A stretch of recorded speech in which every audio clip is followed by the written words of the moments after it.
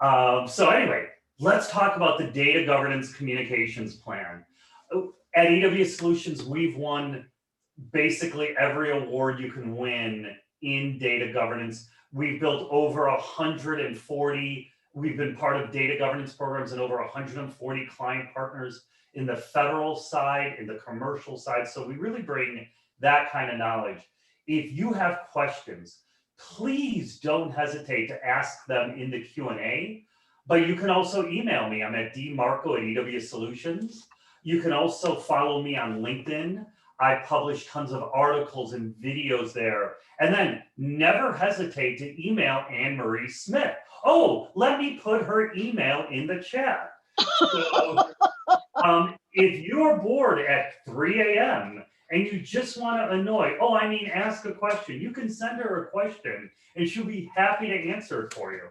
Not at 3 a.m., I might point out, but maybe a couple hours later. Yes, during normal hours.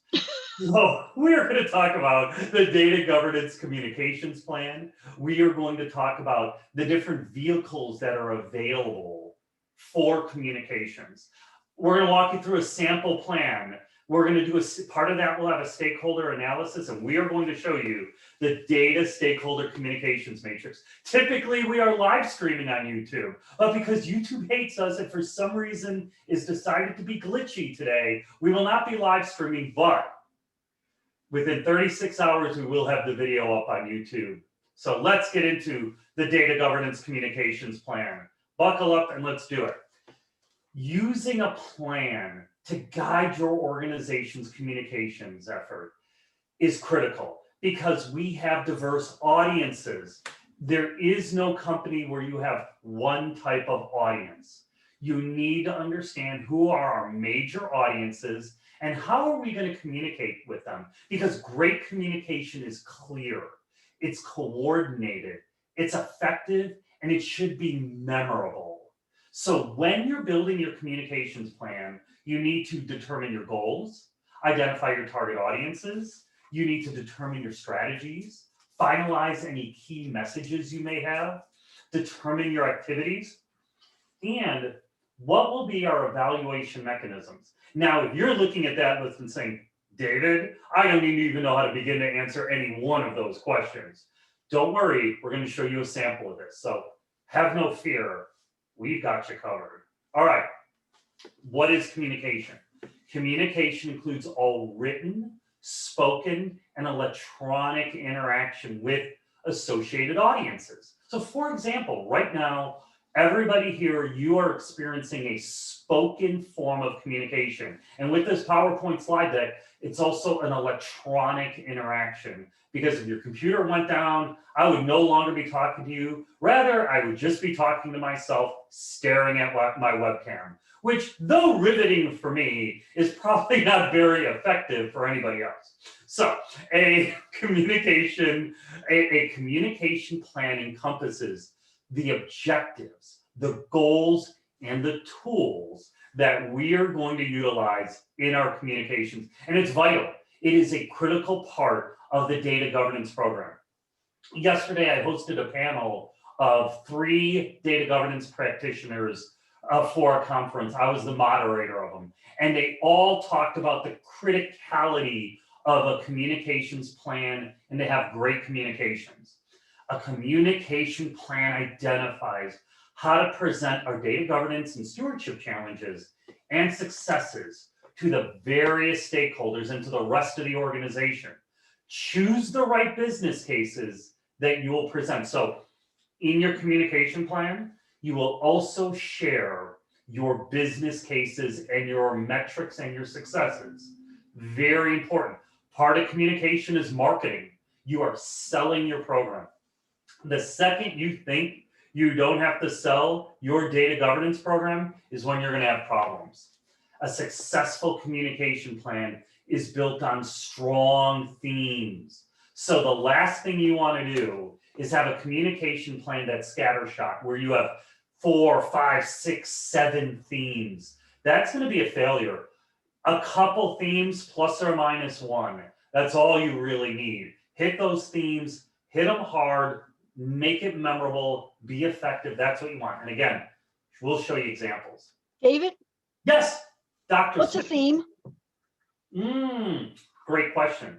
It's an overall general concept that you need to communicate. So for example, a theme may be in data governance, hey, we have been effective at changing the company for the better. That could be the theme. So how do you make that theme happen? Through good communication, sharing your successes, sharing your metrics, sharing the baseline measurements you took. That all upholds and substantiates that theme of data governance is working. And I would suggest everybody needs to have that be one of their themes. Go ahead, Would Anne-Marie. one of the themes, David, possibly be we need to improve our policies so we can have improved data quality? Is that a theme to start? No, I would say no, that is too detailed. It's too granular. Okay. So great question there. And so you guys know, I never know what question Anne-Marie's gonna ask me. She just sits down there, just like, kind of like the villain in a Marvel movie thinking, how am I gonna trip David up right here? Very good question, it was subtly done. You can almost hear her going, mwahahaha. Yes. Snidely But- Whiplash twirling the mustache. Excellent. But it's a great question. It's a good example. That theme is too specific. It's tied to policy. It's not a general concept. Having good policies, hey, we instituted this policy and we improved our data quality from a 4% error rate to a 2% error rate because of this policy. That is a great way to substantiate the theme that data governance is working. Excellent question. Very sneaky. Very sneaky. Let me move forward. Great question, though. So, this is, as we're doing our communications plan, we need to answer the question, what issues are we addressing? So, briefly describe the data governance problem or issues that our communication plan is addressing. And again, we're going to walk you through this. You will get samples of this. What are the goals that we are trying to achieve? So why should we communicate? What do we want people to do as a result? That's critical. We are not communicating for the sake of doing it and checking a box. We want to communicate and then elicit a result, elicit a change. Something needs to happen as a result of communications. What do you want to get out of your communications plan? So what are the goals? And these are all tied together, the changes in policy or behaviors that we desire. When you do this, who is our primary audience? And do we have some secondary audiences? Typically you do. You may have a primary audience of your executives and your senior level stakeholders. I'm going to tell you, you probably want a second level of your mid-managers because they're going to be very important. They don't have the same authority and power as an executive, but they certainly create a lot of influence. What is the main message or messages that we are trying to communicate? What are our secondary messages and the messages for our different audiences? I have to share with you that in doing this presentation today, we have so much information that we have to go over that we can't even cover it all. So it's important that you remember these key points. Then, what communications vehicles are we going to use? I will not list these because I'm about to show you a slide that really gives you a much deeper view of it. And most of you guys should remember this already, because this was our poll question. When you look to communicate a message, what are some of the vehicles you can use? And here's some examples. You can use emails, lunch and learns, education. So in education, this was, I think, the number 2 answer, if memory serves me, on our poll. I have some initials there, LMS. Gosh, what does LMS mean? Learning Management System. And this is an area that, Anne-Marie and I have been doing education with our client partners on data governance for decades. And the classic way we used to do it was always live instructor-led training. That was the way you did it. Whether it was virtual or on site, it didn't really matter, but it was live. And I'm going to tell you, that was tough. A lot of companies are global. You got people all over the world who need to follow these policies, who need to understand data governance, who need to be communicated to. And doing formal training live only, very tough. Learning management systems allow you to build entire training programs. That's what we have. Anne Marie mentioned that we have a data management mastery course at datamanagementeducation.com. All the courses up there on the learning management system. You can take them whenever you want. You can put them on a mobile device. That's what you want to do with your internal communications. When you're talking about education, make them part of a learning management system. Make them mobile enabled so people all over the world, if you're global, can take the training, because stewards come and go. Let me continue. Organizational groups, your data governance council. Hey, for folks, if this is your first webinar with us, first off, welcome. We're happy to have you. Number two, go to YouTube. We have all of our other data governance mastery webinars up there. We have a whole webinar just on the data governance organization and a world-class, best-in-class framework for data governance. Those groups are domain groups, our data governance council. These are critical communications vehicles for data governance. Using the internet or an intranet, either one, is a great way to communicate a concept or a thought. Policies, memos, news. Now, memos, I classically think of a memo as like a typed letter that would be left at somebody's desk. Now they're all electronic, but you get the concept. Newsletters, this is really another important one that we talk about. If memory serves, Anne Marie, have we done the newsletter? Have we done a webinar covering newsletters yet? I think that's our next one, isn't it? That's February. The February, okay. January is socialization. So don't miss our next webinars, but in February, I'm going to walk you through a sample newsletter in detail that will be very valuable. And speaking of webinars, I should mention, originally, we were going to take a break. This was going to be our last webinar of the year, but right. It's not, Anne Marie. No, David, it isn't. And I was going to mention it at a break, but go ahead. Let's do it now, because there's no better time than the present. I have to, Anne Marie, you know this story. I have done more talks on metadata management than probably any 3 people put together. But metadata is a topic that has been kind of subsumed by data governance. So typically when you speak at a conference and you give your abstracts, they always pick me. They always say, well, we really want David to talk on data governance. So I don't get to talk on metadata very much. That's changing next week. Next week, we are going to talk about automated data lineage. This will be on December 15th. Don't miss this, because I'm going to walk through data lineage for everybody. What is it? Why is it so important? Why do you need this automated? And then we're going to have a live demo. We're going to have Octopi's going to show up, and they're going under the bright light. I got to tell you, I feel badly for them. We got the CEO there. I don't. I think it'll be riveting. Actually, it'll be a ton of fun. But I'm going to ask them some questions, and they're going to do a live demonstration of automated data lineage and what it looks like. So for me, this is fun, because I get to share the concepts, and then we get to show what it looks like in a real world setting. So don't hesitate. Anne Marie will type in the URL in a chat. Don't hesitate, sign up for that. That will be our last one for the year. And then we're going to come back in January at some point. I think January. And yes, January 28th. For all of those people who say, well, I'm really interested in data governance and not metadata management, you really can't be interested in one without the other. Yes. It's like peanut butter and jelly.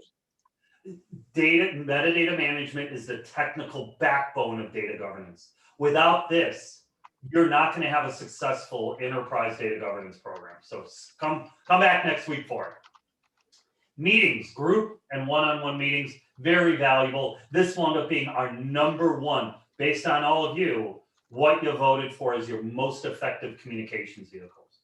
presentations, which really is a type of lunch and learn. Fantastic. And articles and books. Even some companies have texts now where you can send out text to all your employees or to groups. These are all great and valuable communications vehicles. Let me keep moving. When we look at a communications plan, we list out the activities, the publications, the events, and the media that we're going to use. And the other thing we need to do is we need the required resources. This is not done for free. It takes funds like everything else. It takes skills. It takes staff. It takes equipment. It doesn't just happen. If you think communication will just happen on its own, no, it will not. You need to have the tools that are required. I have to tell you, I get to speak at a lot of conferences, even in the insanity, which is our current state with COVID and all this virtualness. And I'm stunned where you'll have a speaker come in to talk about something and you don't even hear them well. So, because they don't have the proper microphone. So, very important, get the right equipment. And then whose primary responsibility is it to do this? And who are our collaborators and supporters during this process? And then here's the big thing, evaluation. How are we going to evaluate our efforts? And are we going to be able to measure, because we need to, how many people we reached, who is reached? These are all critical. Let me keep going. I have so much to talk to you about. When you're building a communication plan, one of the things you need is a calendar of events. This is basic. This is just fundamental to the job. In the calendar of events, you get a list of the things you're doing and when you're doing them. Make sure to cross-reference it so that when you create these plans, you actually execute. Plans are great, execution is better. Look for potential spokespeople who can speak on areas that they are expert in to help you. And look for feature stories that you can put on your intranet, business cases, success stories, and look for the tools that will give you the greatest impact. Let me keep going. I really want to get to an example. Okay, here we go. I've given you theory, which is great. Now let's look at an actual kind of plan. So when we do a data governance plan, and this is pulled right out of our data governance methodology at EW Solutions, we do a situational analysis. In my example case, let's say we have 1,000 analysts that are working with our data, and they're using it to make decisions. Communicating with 1,000 people, that's going to be difficult. It's going to be time consuming and it's going to be very costly. By the way, some of these analysts would make for great data stewards, and we would love to be able to recruit them. The analysts, though, and just this, we know this from talking to them, they're sick and tired of meetings. They are meetinged out, and they tend not to read long emails. So that's the situation. We have these 1,000 analysts. We need to communicate concepts and messages to them, and we need to recruit some stewards from them. And they're tired of meetings. They're just worn out. What do? So here's our vision or our mission. Our goal is to communicate with them in a manner that's effective. And what we can't be is laborious. We have to avoid that. So what are our objectives? We need to communicate the key activities of our data governance team and be able to elicit feedback. Our communication needs to be ongoing. That's going to be critical. What's our strategy? So with that objective, understand this is not a one-time communication, it's ongoing. So that's going to impact your strategy. So for our strategy, we think a single page newsletter that would be on our corporate intranet and our corporate website would be valuable. We need to keep it at a single page. When I say that, think a newspaper page that's pretty long because we don't want to add overhead. Keep the newsletter fun and light, even when we're discussing something difficult. I'm going to tell you, we did a lot on organizational change management, especially the last couple months. So I hate that we have such a long break before I get to show you a newsletter, but you will see when we get into the newsletter, we will give you an example of all of this. You'll see it. When you do a newsletter, oh, I'm sorry, Anne Marie. Yes, I just want to ask a question. Please. The only the strategy is focused here on a single page newsletter. Mhm. There wouldn't, okay, let me ask the question rather than make a statement. Wouldn't there be strategies for other communication vehicles? For example, we're going to have more than the newsletter. We're going to do bi-weekly lunch and learns. Yep. We're going to do quarterly education, formal education for the Data Governance Council, et cetera. So there would be a strategy for each one of these vehicles. Am I asking that properly? I would say there'll be one or more vehicles for each objective. So, which I think we're saying the same thing, is that for this particular one that I'm showing here, we just show one communication vehicle, a newsletter. However, it doesn't have to be one. We could also combine, as you mentioned, lunch and learn, emails, presentations, meetings, other things as well. So our strategy to achieve this mission can use multiple communication vehicles. And it doesn't have to be a newsletter. It could have been something else. We're just showing a newsletter as an example. Thank you. You are welcome. The analysis of our audience, data analysts who are working across our corporation in customer serving capacity. So these 1,000 analysts, they're all involved in customer in one way, shape, or form. And by our vehicle, which Anne-Marie, this was tied to your question, is going to be a bi-monthly newsletter that's released the first week of every month. So, and a great example. And now, what are going to be the key messages? Remember, Anne-Marie tried to trip me up with her little tricky theme question. And in that question, she said, hey, what about key messages? Here's a great example of simple messages that will be reoccurring in every newsletter we would be publishing in this example. We want to first show that data governance is working successfully. That's critical. We want to show that data governance team members are well-supported change agents.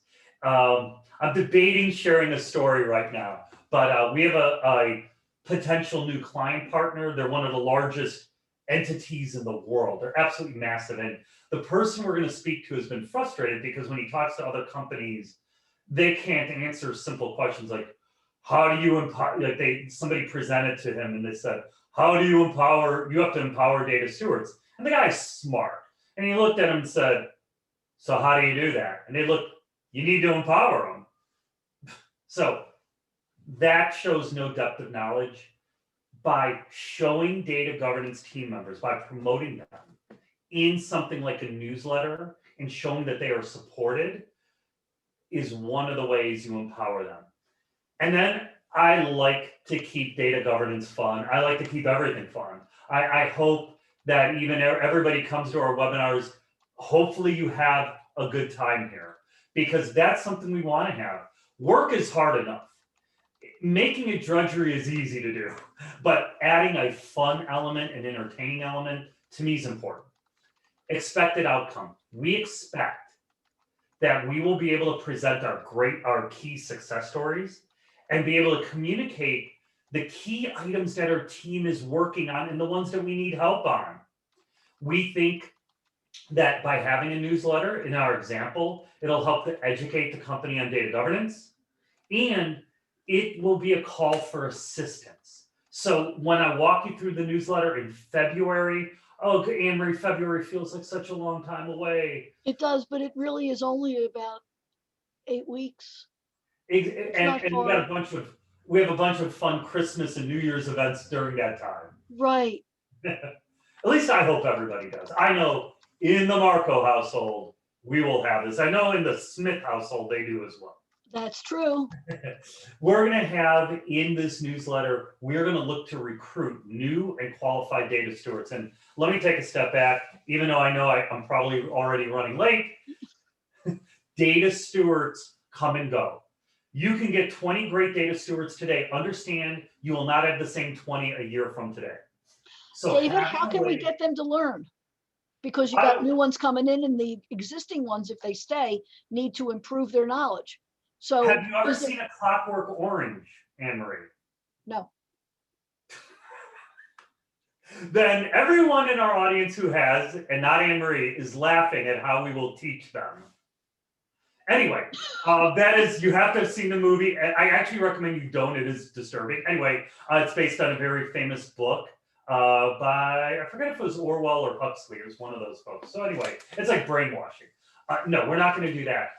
Earlier I mentioned that a great way to train up data stewards, a great way to train people in an ongoing way is by recording classes and education on a learning management system. That's what we do for our client partners.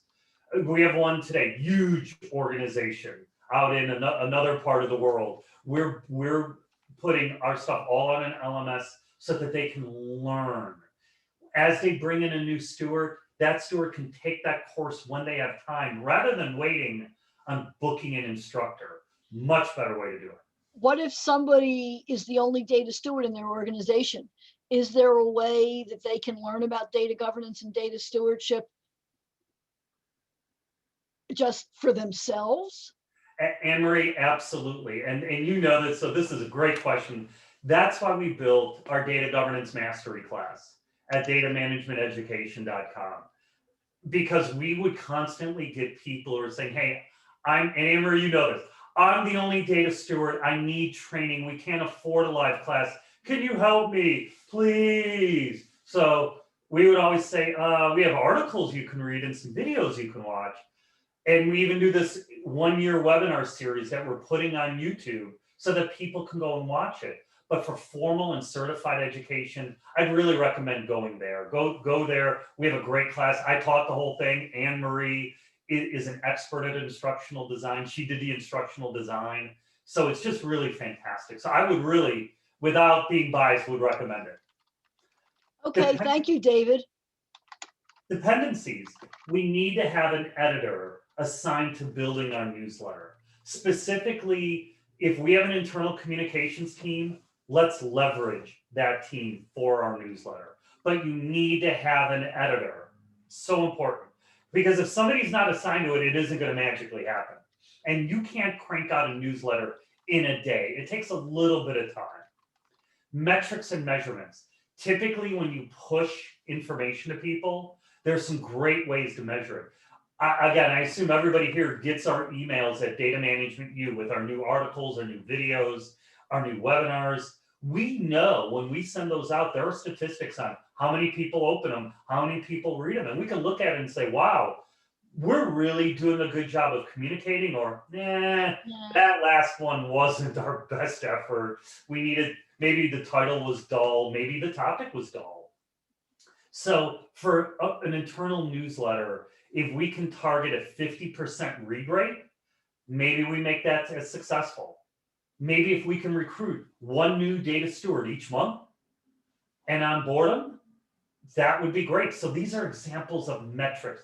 When a lot of times people hear that you need to measure your communications, they think, data, that is rocket science and above my pay grade. No, it's not. That's not. Yeah, this can, and the tool, Anne Marie, you know this, the tools today measure this way, but we know how many people go to every page of our website. It's great. All right, I just walked through a sample situational analysis. Last topic, let's look at a stakeholder analysis. This is an area, again, I was on this panel yesterday at another conference, and it was fascinating because everybody, we had one question on communication. People were talking about communication in the earlier questions before we even got to it, because it's so critical. If you're really doing this for a living, you better learn how to communicate. So building a stakeholder matrix, critical. If you think you don't have time for this, then you don't have time for data governance, because you got to get an understanding of what people need, what's going to work. This is a necessary artifact for a data governance program. I can tell you, we do tons of data governance assessments. If there is not a stakeholder communications matrix, we always recommend as a foundational element doing it. Because in it, we need a solid high-level overview of who are our data stakeholders and the vehicles that we're going to use to communicate with them. David, Yes. are stakeholders individuals? Are they groups? Can they be either or? And do all stakeholders have the same ways we should communicate with them? That's a question that was asked. Maybe, yes, yes. And I will give more. So Anne Marie, now she's giving me 3 questions in one. This is a true test, but I'm up for it. I'm up for it. I had a workout this morning. I'm feeling great. Anyway, so with that, first off, are they individuals? Typically, no. Typically, when we talk about a stakeholder, we're talking about a group of people. Even if it's a small group, like business executives, you may have 5 major lines of business. The head of every one of them is probably a stakeholder, and they probably need similar vehicles to communicate with. However, you may have a CDO who is hopefully chief data officer, who is hopefully your executive sponsor. He or she may have their own separate communication vehicle because they're paying for it. And anytime Emery's laughing, anytime somebody's paying for it, they get extra communications vehicles because they're paying for it. Anyway, to the last part, are they all the same vehicles? No. You're going to tailor the vehicles based on the audience. We've had people, Anne-Marie, you know this, when we do work in the federal sector, like at a Air Force or a Navy, somebody like that, they're into in-person meetings, very formal, suit and tie. Like today, you can't see here. I don't have a tie on today. I have a button shirt, but no tie on today.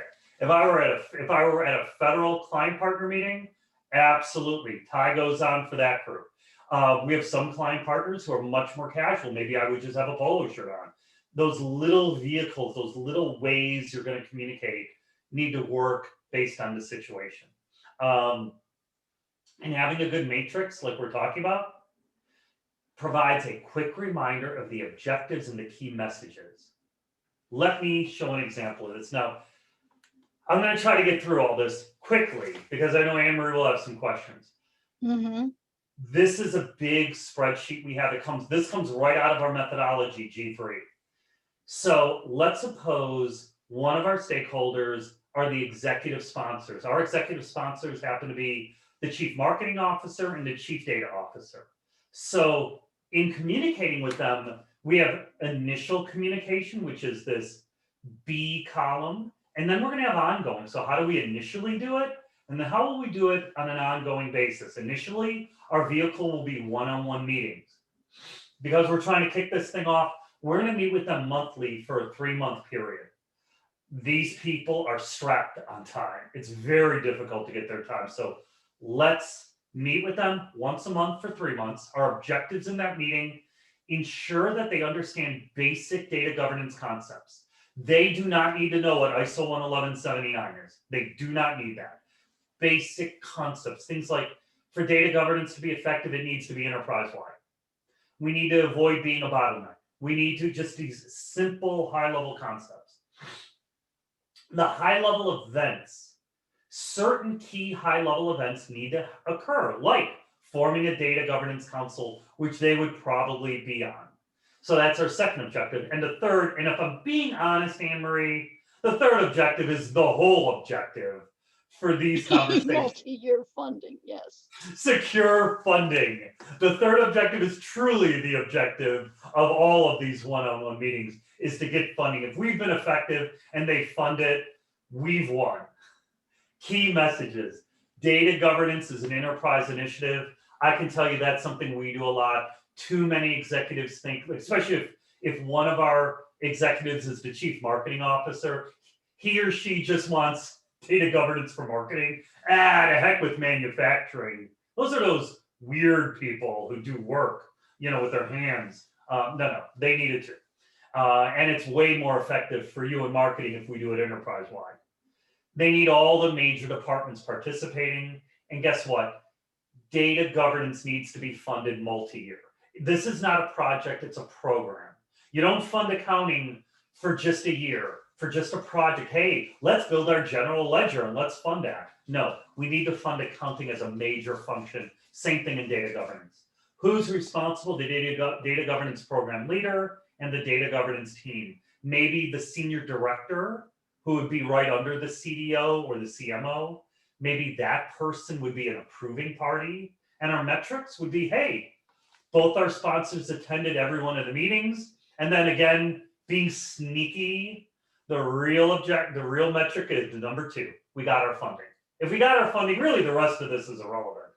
We've achieved our initial. No, it isn't. But don't tell Anne Marie this. It's our secret. She didn't hear this. Ongoing meetings, and I got to speed it up. I realize I'm taking. Yes, sir. Ongoing meetings. We are going to have them in our data governance council meetings. We will meet monthly in our council for 2 to 3 months and then switch to every other month. And then email them as needed. Everybody here can read the rest. So great metric. And if you notice, in our key messages, we have goals here. Funding will allow us to address 3 of the 8 sets of requirements we may have. It's a great objective. Did the sponsors make the decisions on our priorities and requirements? These are all measurable things that we can look at. Let me continue. We don't have much time because I've just stuck with executives. And while they fund us, so we spend all of our time thinking about them, what about the rank and file? What about the people who really do the nitty-gritty work? That could be our business analysts. Here, we will have an initial communication vehicle. Maybe we have a corporate newsletter that everybody gets. We'll have a one-time or a multiple-time announcement in there. And our objective is to inform a larger audience about data governance. And again, try to recruit some data stewards. We need to be doing that. Our key message is our data governance is needed and why it's needed. We need our best business analysts to become data stewards. We need our best in this group. And we have some metrics in there. How many and what percentage of BAs clicked on this article? If we had it in a corporate newsletter, we should have that measurement. What's the median time that a BA who clicked on the article stayed on it? If they clicked on it and immediately left it, then they probably didn't read it. Even if they were at a speed reading program, if they were on to page 3 seconds, probably not enough time. And then how many new volunteers did we get? After this initial burst, maybe we have an ongoing data governance newsletter. It comes out monthly. And again, we can use very similar metrics. A newsletter is critical to socialize data governance. I will walk you through a data governance socialization plan, but not until next year. That sounds like a long time away. It's actually less than a month away. So let me wrap this up, throw it back to my partner in crime, Anne Marie. Let's look at our final analysis, because in the final analysis, communications is vital to the success of any data governance program. If you don't build a plan for communication, you're going to fail at it. Don't just depend on a scattershot approach. Let's do a little of this and a little of that, and we hope that that all works. No, you're not going to get a delicious gumbo like that. You're going to get garbage soup. So communications need to be tailored to meet not your needs, but your audience's needs. It's all about them. If you do follow and use the artifacts that we just presented to you, you're going to achieve great results. With that, all of you know this is sponsored by EW Solutions. You know this is what we do for a living. So I'm going to open it up to questions for Anne Marie. Fire away. Before then, I let you wrap this thing up. Okay, while I get ready to put on the screen the ending for the data management use session, let me ask David this question. Yes. How often should this communication plan be revisited? Is it one time or over and over? I love this question. Communications plan, if it's your first, so I think we should be looking at it quarterly. And I know that sounds like a lot, but it's that important. For most things, I like doing annual audits, double checking on certain things that we put into data governance, like our definitions and the like.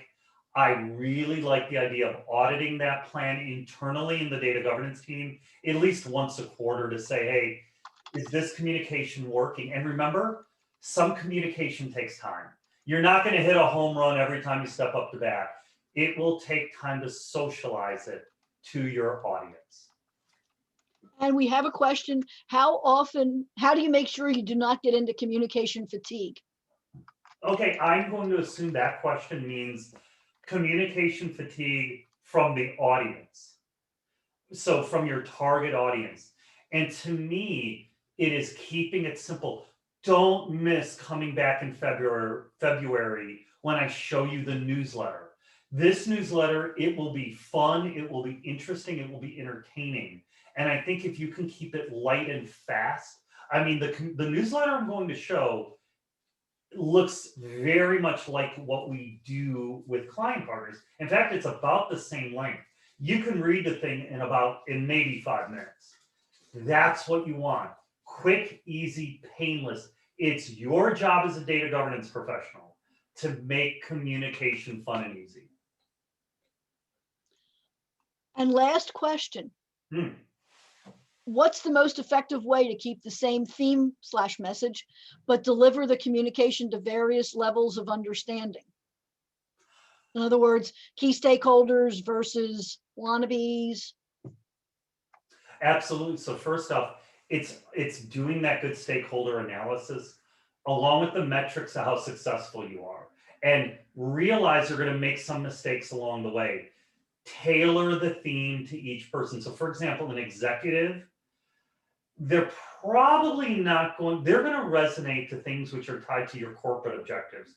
A number of months ago, we did an entire webinar on how you define the return on investment, ROI, and the key performance indicators, KPIs, of your data governance program. Go to our YouTube channel, find that webinar and look it up, because the things at the high end of it, your corporate objectives, that's going to be what your executives want. The lower line item things like the percentage of errors resolved, how our data quality is improving, how we've lessened the number of failures in our systems. IT people are going to resonate with that, and business people are going to resonate at those lower levels. Tailor your message to each one, and don't hesitate. Survey and ask those people, hey, how are we doing? What can we do better? I'll share something.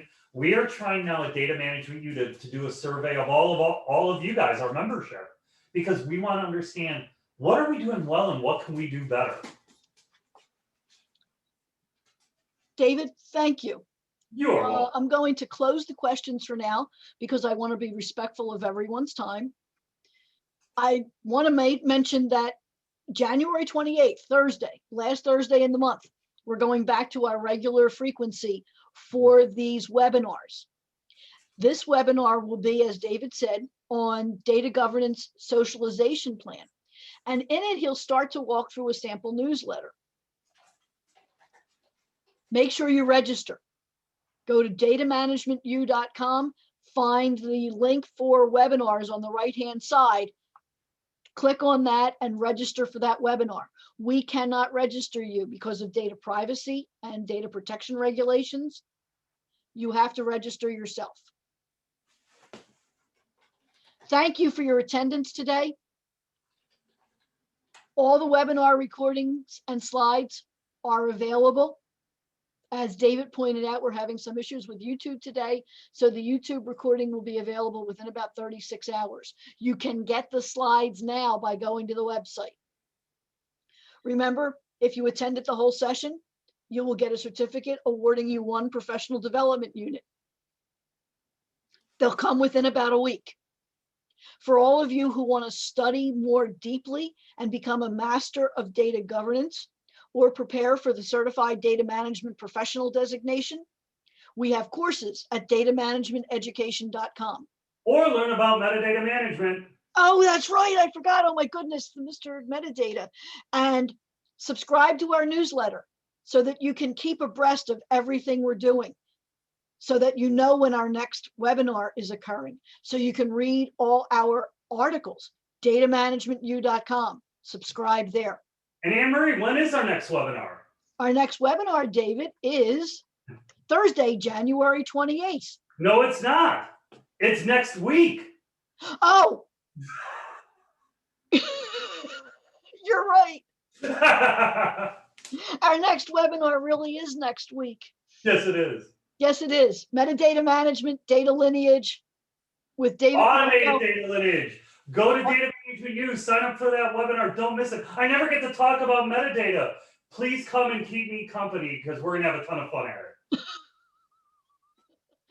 I thought you said our next data governance webinar. I'm sorry. That's okay. I forgive you, Anne Marie. Oh, thank you.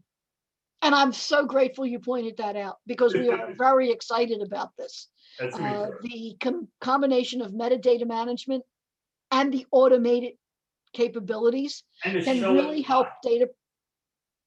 And Yes, to show it live is going to be fun. that is. It's going to be lots of fun and very entertaining for all of us, including Octopi, who is going to support us for that. Yep. Thank you to everyone who attended. And we'll see you here next week, we hope. And definitely January 28th. Take care, everybody. Bye-bye. Bye.